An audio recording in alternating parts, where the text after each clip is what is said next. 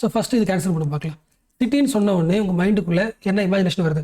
Shopping malls மைண்டில் வந்திருக்கலாம், இல்லை ரோடு ஃபுல்லாக நிறைய கார்ஸ் போகிறது அது ஞாபகம் வந்திருக்கலாம். ஸோ இது வந்து one way of imagining city. But அதே சிட்டியில் இன்னொரு ஒரு ஆங்கிள் இருக்குல்ல, அதே சிட்டியில் ஸ்லம்ஸையும் பார்க்கலாம்ல. ஸோ அர்பன் லைஃபே நம்ம ரெண்டாக பிடிக்க முடியல. அதாவது ஷாப்பிங் மாலுக்கு போகிற ஒரு அர்பன் ரிச் ஒரு பீப்புள், அதே ஸ்லம்ஸில் வாடுற ஒரு அர்பன் புவரா. இப்போ நாம் என்ன பண்ண போகிறோம்னா இந்த ஸ்லம்மில் இருக்கிற ஒரு 2 பேரோட லைஃப் பார்க்க போகிறோம். 2 பேர்னு வச்சுக்கலாம், இல்லை 2 யங்ஸ்டர்ஸ்னு வச்சுக்கலாம். ஒருத்தர் வந்து டெய்லி வேஜ் லேபர், அதாவது தினமும் வேலை செய்யறதுக்கு போகிற ஒரு இண்டிவிஜுவல்.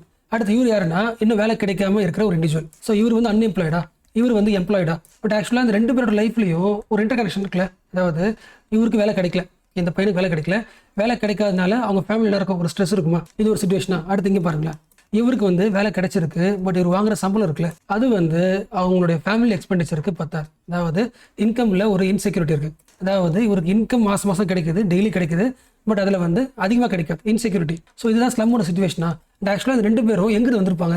வில்லேஜ்ல இருந்து சிட்டிக்கு மைக்ரேட் ஆனவங்க தானே. ஸோ ஒரு வில்லேஜ்ல இருக்கிற ஒரு இண்டிவிஜுவல் வந்து சிட்டிக்கு போகணும்னு ஏன் யோசிக்கிறாரு? சிட்டின்றது வந்து ஹப் ஆஃப் ஆப்பர்ச்சுனிட்டி, அதாவது நிறைய வேலைகள் கிடைக்கிறதுக்கான ஒரு இடமா. ஸோ சிட்டிக்கு போனால் இன்னும் கொஞ்சம் நம்ம லைஃப் என்ன ஆகும், க்ரோத் ஆகும் தானே நம்ம போகிறோமே. பட் இந்தியன் எம்ப்ளாய்மெண்ட் ரிப்போர்ட் 2024 என்ன சொல்லுதுன்னா, 2015 2021 வரைக்கும் அனலைஸ் பண்ணி பார்த்தா அர்பனில் அன்எம்ப்ளாய்மெண்ட் ரேட் வந்து 4.8%. அதே வில்லேஜில் பார்த்தீங்கன்னா 1.5%. இந்த 2 டேட்டாவையும் கனெக்ட் பண்ண முடியுதா? வில்லேஜில் வேலை கிடைக்கல நம்ம அர்பன் போகிறோமா, பட் அர்பன்லேயே அன்எம்ப்ளாய்மெண்ட் ரேட் எப்படி இருக்குது? வில்லேஜை விட அதிகமாக இருக்கா? இது ஒரு பாயிண்ட். பட் ஒருவேளை சிட்டியில் உங்களுக்கு வேலை கிடைச்சிருச்சுன்னா உங்களுக்கு சம்பளம் எப்படி இருக்கும்? அதிகமாக இருக்கும். ஸோ இது வந்து அர்பன் லைஃபோட இன்னொரு ஆங்கிள். அதாவது ஒரு சைடு ரிஸ்க் இருக்கும், இன்னொரு சைடு வந்து ரிவார்டு இருக்கும்.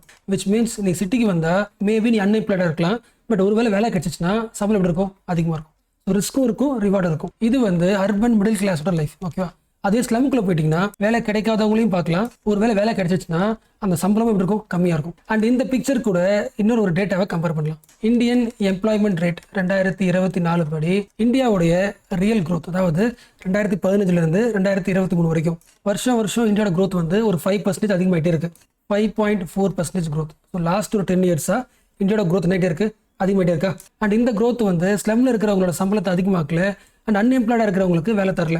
விச் மீன்ஸ் இந்தியாவோட க்ரோத் வந்து யாருக்கு டிரான்ஸ்ஃபர் ஆகல? ஒர்க்கிங் கிளாஸோட லைஃபை வந்து சேஞ்ச் பண்ணவே இல்லை. இதுதான் இந்தியாஸ் க்ரோத்தோட paradox condition. So what is the conclusion? வில்லேஜ்ல இருந்து அர்பனுக்கு மைக்ரேட் ஆகிறவங்க அவங்க லைஃப்ல வந்து அவ்வளோ பெரிய முன்னேற்றம்லாம் இல்லை, எக்கனாமிக் மொபிலிட்டியும் இல்லை, குவாலிட்டி ஆஃப் லைஃபும் இம்ப்ரூவ் ஆகல. ஸோ கவர்மெண்ட் சப்போர்ட் வந்து இந்த அர்பன் போவருக்கு கண்டிப்பாக ஹெல்ப்ஃபுல்லாக இருக்கணும். எப்படி ஹெல்ப்ஃபுல்லாக இருக்கலாம்? எம்ப்ளாய்மெண்ட்டை அதிகமாக்கலாம். அது கூடவே வந்து அவங்க டீசென்ட் லைஃப் வாடுறதுக்கு பேசிக் நீட்ஸ் இருக்குல்ல, ஃபுட்டு, இது மாதிரி இதை வந்து சீப்பாக ப்ரொவைட் பண்ணணும். இது வழியாக அவங்களோட காஸ்ட் ஆஃப் லிவிங் என்னாகும்? கொஞ்சம் குறையுமா? அது வழியாக அவங்களோட குவாலிட்டி ஆஃப் லைஃப் என்னாகும்? இன்னும் கொஞ்சம் இம்ப்ரூவ் ஆகும்ல.